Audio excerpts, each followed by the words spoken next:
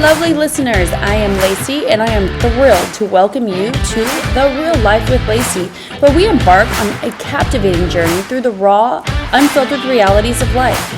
This isn't your typical podcast here. We say it like it is with no holds barred. We're diving headfirst into conversations others often tiptoe around, from the funny and the motivating to the deeply inspiring. The Real Life with Lacey is your sanctuary for growth. Sometimes it's just me sharing my own musings and experiences, and other times I'm joined by incredible guests who bring their unique perspectives to the table. Together, we're on a mission to ignite your curiosity, spark your laughter, and fuel your own personal growth. So whether you're here for a dose of real talk, a laugh, a newfound motivation, or simply to be inspired, you're in the right place. Get ready for conversations that will make you think, feel, and grow. This is The Real Life with Lacey, and I cannot wait to embark on this exciting journey with you. Hi, welcome to The Real Life with Lacey. We are back, and tonight we have a guest, and this is Tina. Tina, say hello. Hi, I'm Tina. All right, so today we're going to talk about a few different things, but I'd like to start off with how fun is it being 20 and single? 24. Okay. It's pretty fun, to be honest. I tried trying to find the right person, but... You already tried that? I've been trying that, and honestly, guys in their 20s either have baby mama, going through a divorce, or just can't get their head out of their ass, so... So do you go for older then? It seems like the older you get, they're still incapable of figuring out what they want to do with their life. Okay, so how old's the oldest you've ever dated? The oldest I've ever dated was 39. Okay, and that was not too young for you? No, I think it was like perfect. He's only 15 years older than me, and the only weird thing was his like oldest daughter was only 2 years younger than me, so I was like, I gotta go. I can't be a mom to somebody who's like a little bit younger than me. I guarantee she felt the same way. She did, yeah. She did like, you're not my mom, we went to high school together. Yeah. Okay, so then how's dating life from there on? Same old guys saying, oh, I want to be with you, I want to treat you like this, and then fucking they get their head out of their ass and they're just like ghosting you, treating you like massive shit, and I'm like, if you guys just wanted to sleep with me, just fucking be honest, be upfront, like, it's 2023, you don't have to lie about what you want. Would you be okay if someone said that to you, and would you honestly, I would rather prefer them to tell me up front and be like, hey, I just want to have sex. I'll be like, great, me too, let's go. Let's just get this shit over with, let's cut the games, let's not fucking play around the bush, let's go straight through it. Yeah. Okay, so are you dating someone right now? No, I am not. Okay. Were you just dating someone? I thought you were dating someone. I was just dating somebody, and he flew out to Vegas to drive back with me after 2 days of knowing each other. Wait. Why were you in Vegas? I was seeing my mom. Oh, okay. But he went out there, met my mom, met my family, everything was good. We drove back, spent like a month together, started dating, but then his baby mama found out about me and was threatening to kill me, threatening to show up to the house, beat my ass, and all that stuff. But they were broken up, right? They were broken up. They were in the middle of getting a divorce. He did lie to me, though. Another divorce from... I didn't even see this coming. I thought they were like in the middle of it, but I guess they didn't file the papers. And I was helping him like get the papers and do all that stuff, and she was just fucking crazy. And he told me that the reason why we broke up was because he needed to find himself and figure out his life. But I was like, I'm pretty sure it's because I told him that I was going to put a restraining order against his baby mama. You think they got back together? Honestly, if they did, good on them. But fucking hell, like, the sex was good, but he was just fucking emotionally not there. Okay. All right. So how is sex life in your 20s? Like, okay, I mean, honestly, I'm asking this because, obviously, I'm in my 40s. And I haven't dated in quite some time because I've been married for over a decade. So I see 20-year-olds, obviously, at the bar all the time doing this weird dating stuff. I don't know, you find each other online most of the time. Is that how you normally do it? Yeah. Okay. And do people, like, catfish? Yes. 100%. There'll be people, like, guys using photos from, like, 2018, and they'll be, like, ripped, looking super hot, and you meet them, and, like, gravity hit your ass really fucking hard, because you do not look like your photos, or you need to stay away from the fucking Costco sample boxes. Okay. Yeah, so do you turn around? Like, if you're supposed to meet at, like, a general location, and you walk in, and you're like, oh my god, that's the person that I saw, but not. Do you be like, I have one time, but usually I just go up and I'm like, I'm gonna give them the benefit of the doubt. Maybe like they're just going through something, or like they gained a little weight. Like, let's try and get you back to how you were. But I was going on a date one time, and I walked into this bar, and the guy was telling me what he was wearing and where he was sitting. I didn't tell him what I was wearing or anything, and I walk in, I see him at the corner of the bar, looked like he ate himself, and I was like... So didn't look anything like his picture? No, not at all. Did you turn around? I did. I left. And I was like, I'm sorry, my car broke down. And then you instantly blocked him. Yep. Okay, yeah. Well, hey, that happens. All right. So then, any other crazy dating experiences that you've been going through in the last oh my god, years? You probably have a lot of stories, huh? I have a whole fucking novel. Do you have a really good one? Or can you pick the best? And you only date men, right? I did date a female when I was in the Seas. In the Seas? What the hell is it? The California Conservation Corps. Oh, okay. I did that for a few months. It was fun. Did date a girl. Everything went well, but just wasn't right. Okay. I like dick way too much to be part of the vagina squad. Yeah. No, I feel ya. I mean, I get that people can go that way for sure, but I'm just like, sometimes it just isn't for you. True. But you tested the waters, apparently. In the Seas. Yeah, I did test the waters in the Seas. I also tested the waters out of the Seas. I was messing with a female for a little bit. We met at a party, hung out, and then we went down to her car, a little tipsy, having a great time, making out, and then things started getting a little bit heated. And of course, I went down on her, and... Of course. Okay. I'm just saying, in my world, I'm not sure that's of course, but whatever. Well, and when it comes to females, I'm more of a dominant, but when it comes to males, I'm like, oh no, do what you want. Interesting. Okay. But I went down on her, and I thought everything was going good, and I hear a click, and I look up, and she's holding the fucking knife in front of me. What do you mean? Like, she pulled out a switchblade, and was just holding it. I'm all, oh, hell no. Did you ask, what? Am I doing this that bad that you want to cut me? I asked her, I was like, what the fuck? Why do you have a knife? She's like, oh, I'm into knife play. I'm all, no, I'm not trying to eat you out and you have an orgasm and stab me in the back of my neck. Like, the fuck? Okay, is knife play a thing? It is, apparently. I'm not into it, but... What is a knife play? Okay, I am so behind the times, okay? I didn't know about knife play until she whipped it out. I was like, what the fuck are you doing? Do you just, throw it around, or do you actually do something with it? I guess people, rub their faces. Like, you'll be, having sex and, be like, oh, this is so hot. Like, put it on your neck. I'm like, hell no. Oh, did they cut you? No, I hope not. I don't know. After that, I was like, I'm gone. I went right back up to that house, and I started drinking more. So is that, so if they cut you, is that severe knife play? Is there different? Probably. There's probably stages. Oh my god. Okay, I didn't even know that existed. Is there anything else I don't know is happening right now? I feel so just in the dark here. Shit, I don't know. There's a whole bunch of things. There's where people go out, couples will go out to a bar and act like they don't know each other. Oh yes, and I we'll try to heard that. Pick on each other. I do act like I don't know my husband when we go to a bar, but it's not for that. It's just because I want. It's jobs. I totally understand. It's we just don't know each other. Just go do your thing. I'll do my thing. It's not for you're free for tonight. Yeah, it's not Bye. hot status. It's just I get it. But no, I do know that people also role play and all of that. That was my time. I get that. But I feel like there's some new 20s weird shit. There's threesomes happening all the time. Oh, yeah, of course. 100%. I've been in a few myself. Okay. 2 women, 1 man? Yes. 2 men, 1 woman? Nope. Okay. That does happen, though. Yes, it does. There's been quite a few people that will do 2 men. I'm like, I'm sorry. I have 2 holes where penises are exiting or entering, and that's about fucking it. Well, that's 2 men. True, but I don't want to be fucked by a guy and then have him shove his dick in my mouth. That would be uncomfortable. Well, I've seen or heard of more uncomfortable than that, but so whatever it is. Okay, so anyways, as far as dating, then no crazy story other than the knife with the going down thing, weird thing. Not that I can think of right now, but I'm pretty sure some will come to me. Okay, all right. And so, how was your childhood?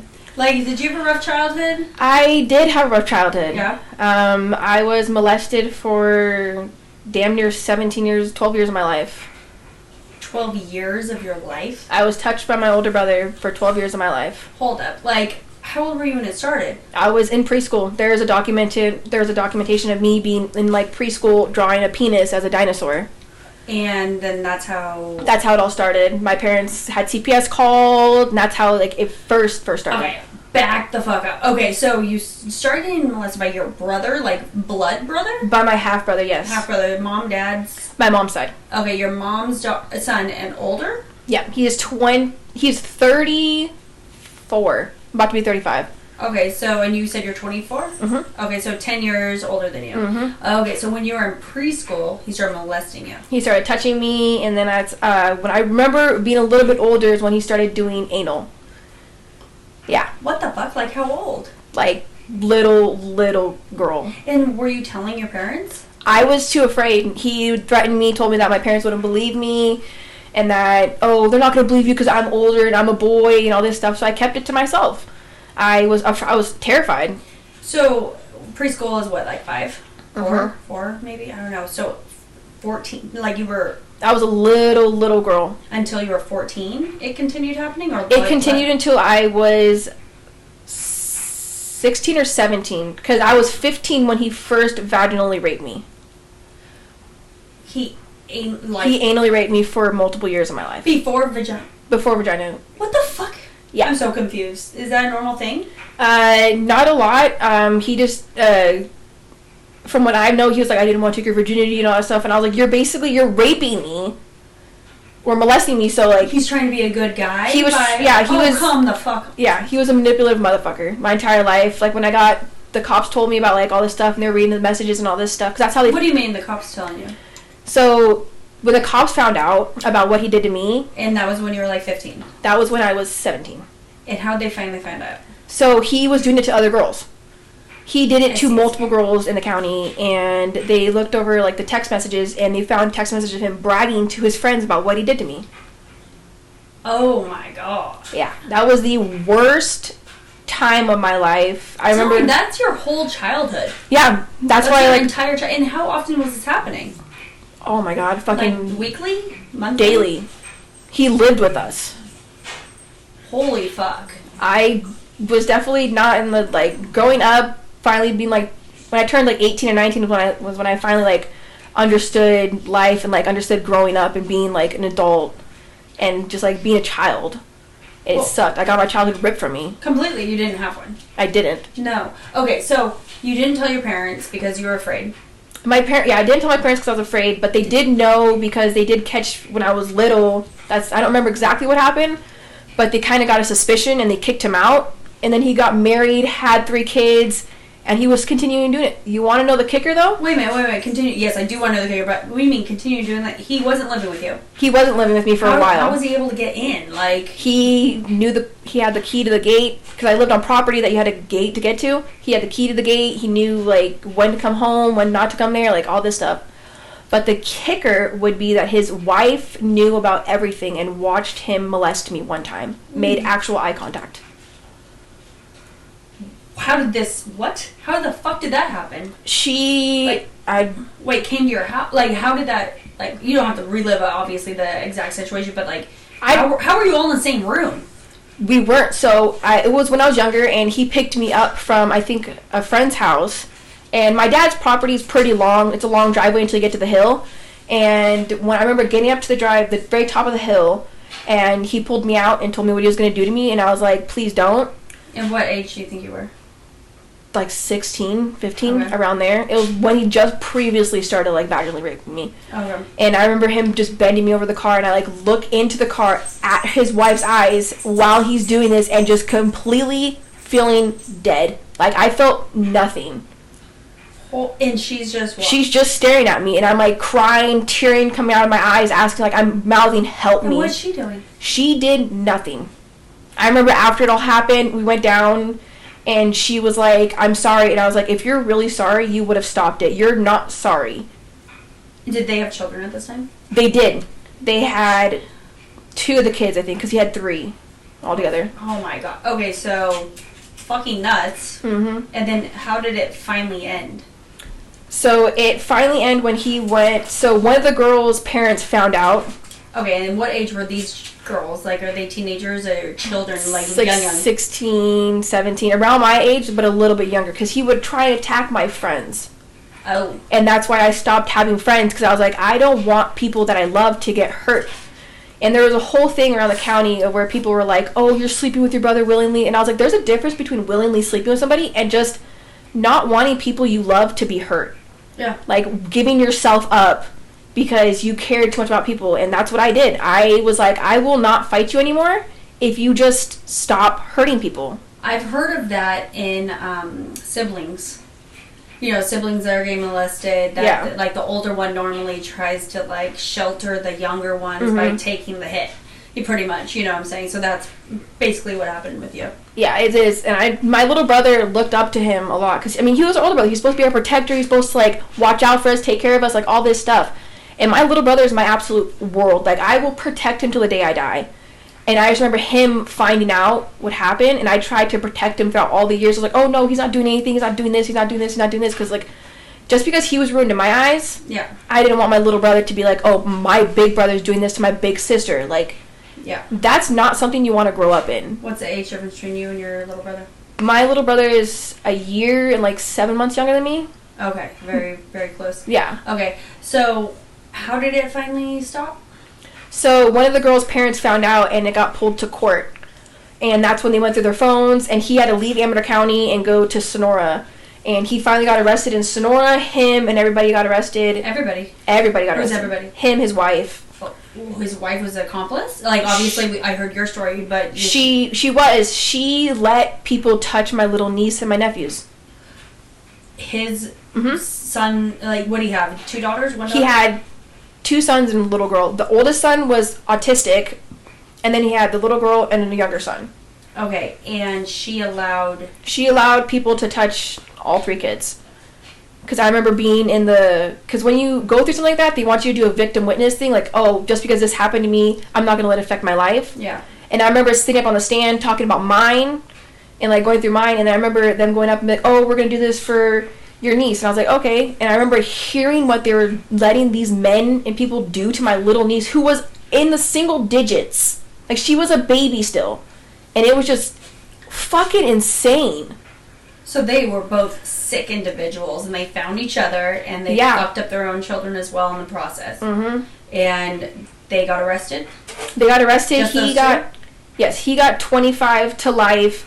She got 8 years to life. She got 8 years of chance of parole because she told the court that he was drugging me and all this stuff, and, like, forcing me and all this stuff. I was like, if I could, I would be like, you're a fucking lying sack of shit, because you wouldn't have sat there and stared at me while he was molesting me over the fucking hood of this car. Yeah. Like, if you really wanted to, we could have overpowered him. But no, you put your tail between your legs like a fucking bitch and just sat there and watched it. Like, or maybe she liked it. She did like it. I know she liked it because she was part of it. And I was like, you guys are fucking sick. Yeah. Yeah. So where'd the children go?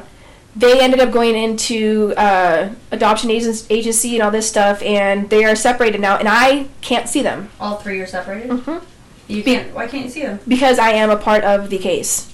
It's very highly that people that have been molested will molest, and I'm like, I get that, but, like, most of us aren't like that. We don't want to hurt anybody.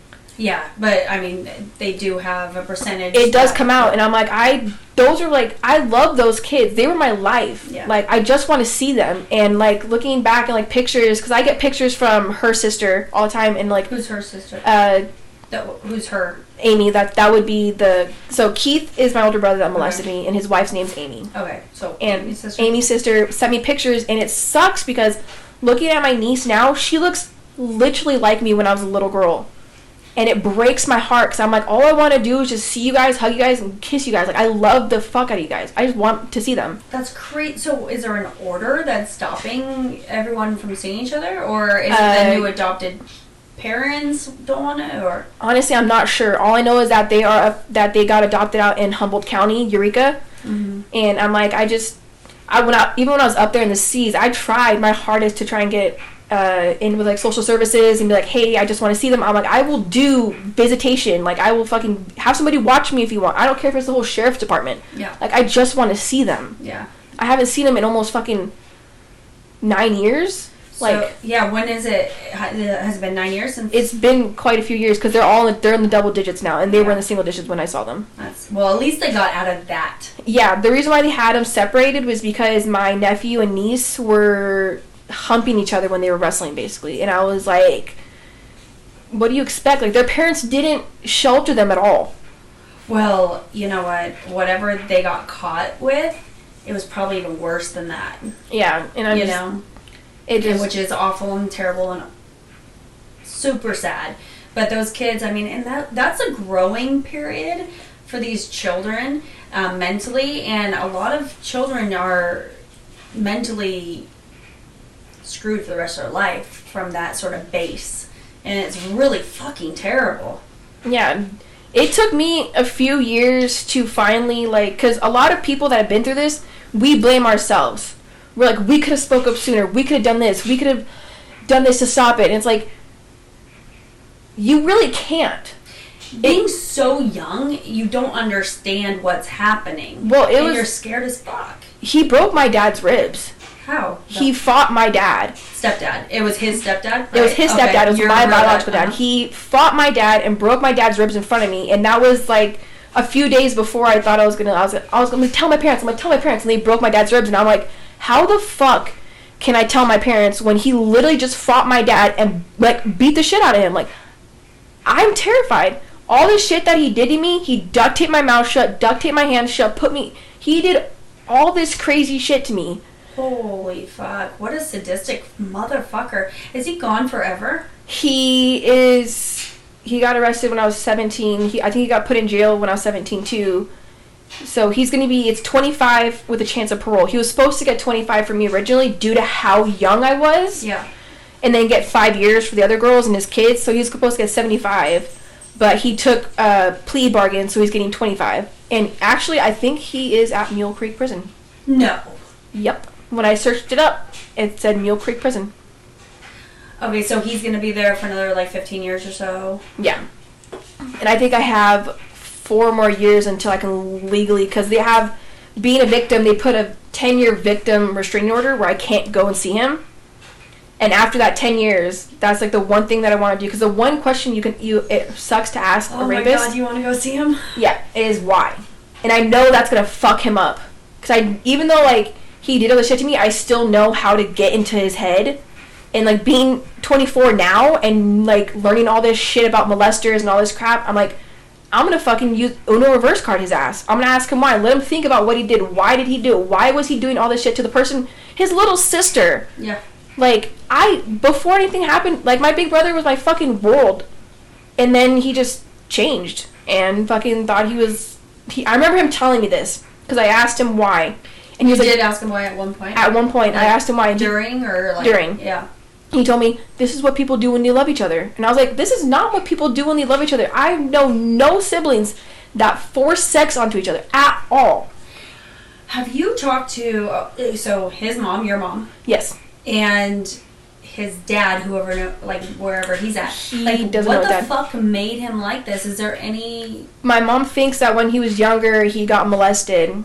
And I was like, I can see that coming through. But I was like, I don't understand why people that have been molested would want to cause the pain that they have been through onto somebody else. Why wouldn't you just cut it, leave it? Yeah, which is crazy because, like you said earlier, there's statistically, a lot of these people that are abused or molested, they do it again. Yeah, it's nuts. I don't get it either, but there's got to be some sort of logic behind it. Yeah, I don't know, it's just crazy, to know that it's kind of regular. People molest people all the time, and people are terrified to talk about it, and I'm like, it sucks. There's a lot of parents that allow it to happen, that see the signs and don't do anything about it. Maybe because they're lazy, maybe because they're drunks, maybe because they're on drugs, maybe because they don't give a fuck. Whatever the case is, you are fucking your child up. You as parents are supposed to protect your children. That's your job. That is what you made them. Protect them. And were you mad at your parents? I mean, I know that they obviously didn't know, but were you mad at them that they didn't know? You know what I'm saying? honestly, when I was growing up, I didn't know what to think. I was just more, like, terrified to do anything. But when I got older, I, like, understood, like, they didn't know. Like, my mom and dad knew something was happening. Because what little kid's gonna draw a fucking penis unless they've seen what a penis looks like? Yeah, exactly. Like, there's no way you can accidentally draw one. And they continued to let him come around because he was better. He got married. He had kids. Like, he must have changed. No, he just got better at his fucking lies. Mm-hmm. But I've got to say, the kicker to everything that pissed me off the most, and I love my mom to death, I really do, but she asked me, and she was like, why didn't you say anything? I was like, you have been molested. You know how... She was, too. She was molested by her cousin. Okay. And I'm like, you know how hard it is to speak up. You know how terrifying it is. And back then, what she told me was like, it was more common than it is now. And people wouldn't believe you. Especially coming from, like, Hawaii and all this stuff, what she said. And I'm like, I'm pretty sure if you told my fucking grandma when she was living, like, she would be fucking pissed. Like, yeah. They're not going to let the cousin come around anymore. Like, I don't know. Yeah. No, it's a terrible, terrible thing. And it happens all too often. And it's happening all around us. And we don't see it, you know, unfortunately. But I just hope that more parents and more parents see the signs. And more children are able to actually speak to someone without being scared. Because being scared is the number one reason they don't talk, is because they're threatened. Yeah, I mean, fuck, he duct taped my mouth shut and he did all this shit. He zip tied my hands. Like, he put me through some shit, and I mean, I was terrified. Like, when they talk to me and the cops, like, you know how they always say, like, when they bring you back to the investigation room and they pull you in, like, this little tiny room? You don't realize how small the fucking room is until you're in that room. Mm-hmm. And I just remember being in there and, like, when they were talking about, like, all the girls and all this stuff, asking me questions, and I was, like, wondering when they were going to ask me about what he did to me, or maybe they just didn't know. Yeah. Oh, and you didn't know at that point. I didn't know that they knew. And I just remember talking to them about the stuff, and when they first asked me, because I was like, what he did to me, like, destroyed my life, basically. But he manipulated me so much that I believed, like, I still had love for him as a brother. And it was, I had to go to therapy and all this stuff, but that was the next thing I was going to ask. What are you doing to fix this?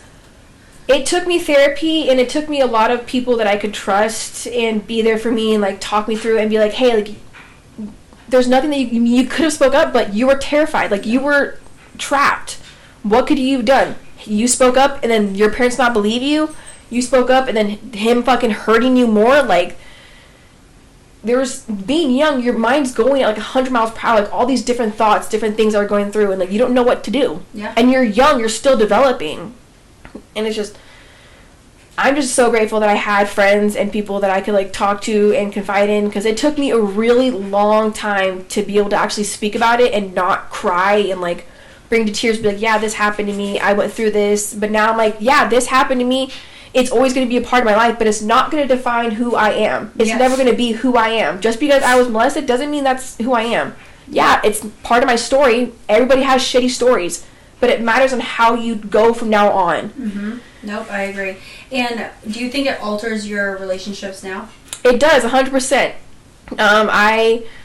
Because of what happened to me after going to so many therapists and talking to therapists and all that stuff, they told me that the reason why I am so hungry for love and wanting to be accepted by somebody is because I never fully got that love growing up. So I don't know what true love is. I don't know how to truly accept love. I know toxicity, I know abuse, I know all this stuff, but I don't know what true love is. And when I find people that are nice to me, I push them away because I'm not used to it. I'm like, oh, that's weird, he wants to be nice.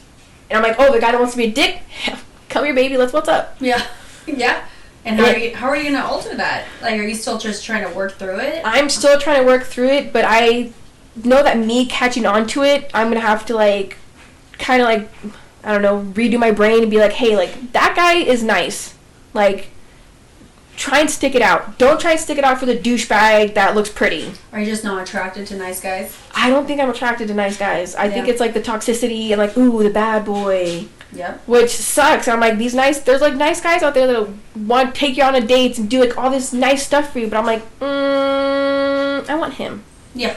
The piece of shit. Yeah. Yeah. I want the guy that's going to make me cry every night and treat me like crap. Yeah. He looks pretty fun. Which, honestly, I don't think I'm the right person to talk to about getting you through that, because I had the same issue. And it's so funny, because I had a great upbringing. I didn't have any issues, you know, I mean, but I just always was drawn to the fucking dickheads, like, in the drama and all that. I mean, it took me until my later, getting older, to get out of that. But I don't know how you can, I feel like it's embedded in your brain from just being 15 years of just hardship. It definitely is, and that's why most of my relationships that I've been through, and a lot of my friends have told me that I need to focus on me and figure out who I want to be. Absolutely. And I think now, being 24 and going through all these relationships and just realizing that I've destroyed men that were good and I picked the shitty ones, that I just need to focus on myself and get to know who Christina is, Tina, and not focusing about like guys. Yeah. Get to know what I want to do with my life and how I want to be happy with being single. Yeah. Absolutely. And being alone. And you'll find love. Yeah, it comes. I think I was so hungry to be accepted because I was never accepted. Mm-hmm. I was so thirsty for it, and that it kept on like being like, oh, that's what I need to do. That's what I need to do. That's what I need to do. I need to feel loved. Like, a guy could tell me literally first date, I really like you, and I'm like, oh, I'm fucking hooked. I'm gonna marry this motherfucker. Watch. Mm-hmm. And then 2 weeks later, I get my heart broken. Yeah. I love super hard, and I fall harder, and it sucks. Yeah. Well, honestly, I've known you for many, many years. You're good friends with my daughter, but I didn't even know the story coming into this, which is pretty interesting. You know, I mean, and thank you for telling the story, because mainly there are people out there that are going through this right fucking now. There are children right now that are getting molested, and their parents don't know. There are parents right now that your children are getting fucking molested, and you don't know. And it's the most terrifying thing as a parent. You know, I would never, I mean, I would die if that happened to my children, you know. But for you to come on a platform and be able to describe in detail, which is phenomenal that you have the capability and the awareness and just the non-filter ability to say it without feeling judged, because you're not getting judged. You're here to help people. I mean, ultimately. I hope that there's going to be viewers that can watch it and children, teenagers come forward if it's happening. Parents, look into it a little bit harder. If you're thinking it might be happening, look into it. You should be able to tell when your kid starts acting different, doesn't want to snuggle up to you, doesn't want to be loved by you, when they start distancing themselves. Like, you can tell genuinely when your kid changes. And I wish I had something like this, like a podcast or something, to help me when I was younger. Because no matter what, if you're terrified to tell your parents, tell the cops. Tell somebody. No matter what, somebody's going to be there for you. And I wish I had that growing up. I wish I knew. I mean, I knew somebody was going to be there for me, but it's so terrifying. And I get it. It sucks. It's one of the most scariest feelings, is to like tell somebody that what you're going through, because you feel like you're the cause of it. You're not the cause of it. Or that they won't believe you. And that they won't believe you. That's a huge one. Okay, yeah. If you tell somebody that you're getting molested, someone's going to fucking look into it. Someone's going to guarantee be like, okay, well, we need to pull this child away from this and figure out what's going on. I mean, and there has been cases where people say, oh, I'm being molested, and it's not true. But, I mean, you can genuinely tell when somebody's being molested, that you can tell the fear on their face. They don't want to be touched. They don't want to go through this. Like, they don't want anything to do with human contact. Mm-hmm. Like, we shut down. Yeah. And that's how you can usually tell. Yeah. So, before we go to close, is there any advice that you give to both parents and children that are going through this? Shit. Honestly, I'd be like, you're not alone. Everybody goes, we only have our, oh my god, sorry. What? It's definitely, it's a hard thing to talk about. It's just, you're not alone. It happens more frequently and more, like, all the time. Your next door neighbor could be having it happen to them. Like, you don't know. And that's what sucks. It's just, you gotta, it hurts and it sucks, and I wish I did it when I was younger, but you gotta speak up. No matter if you don't think that they're gonna believe you or not, if they don't believe you, find somebody else that will believe you. Find somebody that's willing to fight for you, because no matter what, if you're too young, if you're too scared, somebody's willing to always fucking be there and fight for you. And that's what I wish I had. I wish I had somebody to fight for me and stand by my side. Yeah. And that's amazing advice for a child, especially when the child thinks that they're going to be hurt, thinks that their parents are going to not believe them. And you know what? Sometimes the parents know and they allow it. There's some fucked up, twisted shit like that that's out there for sure, too. So if that's the case, grandparents, aunt, uncles, teachers, tell somebody that will get you out of that situation, because an adopted family, a foster family, will be better than that. Yeah, no matter what.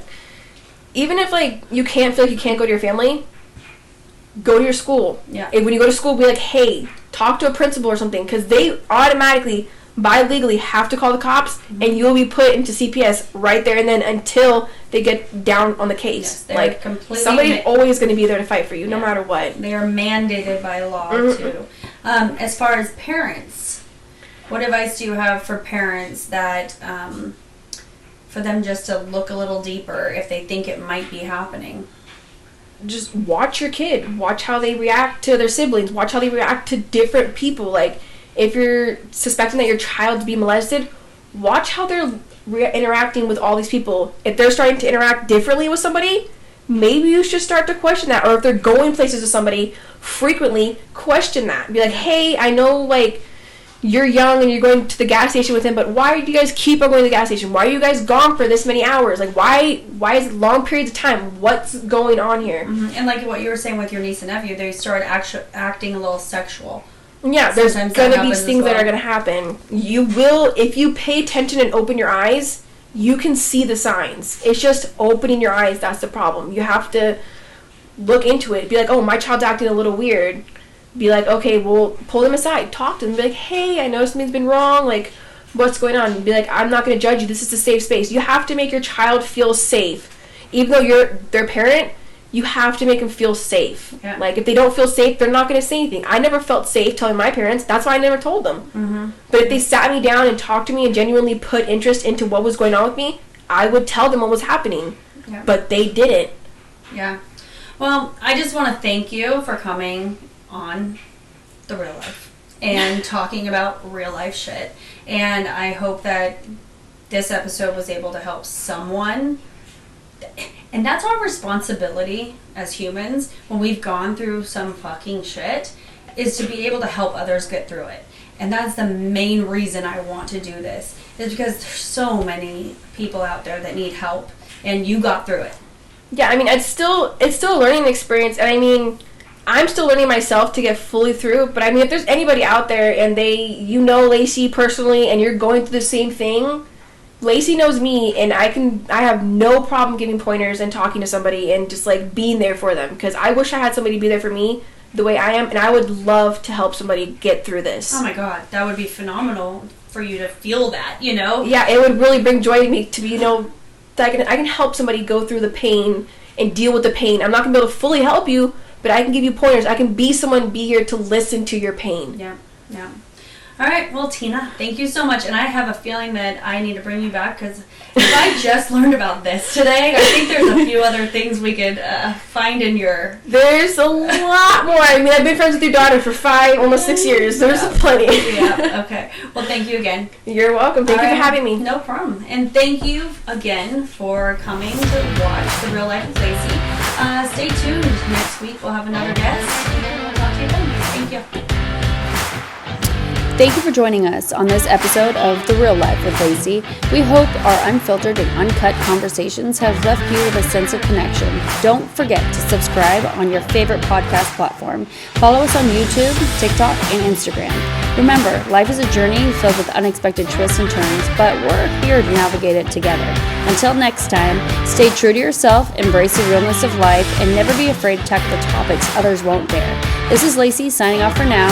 Keep living your unapologetic, authentic life, and we'll catch up with you on the next episode of The Real Life with Lacey.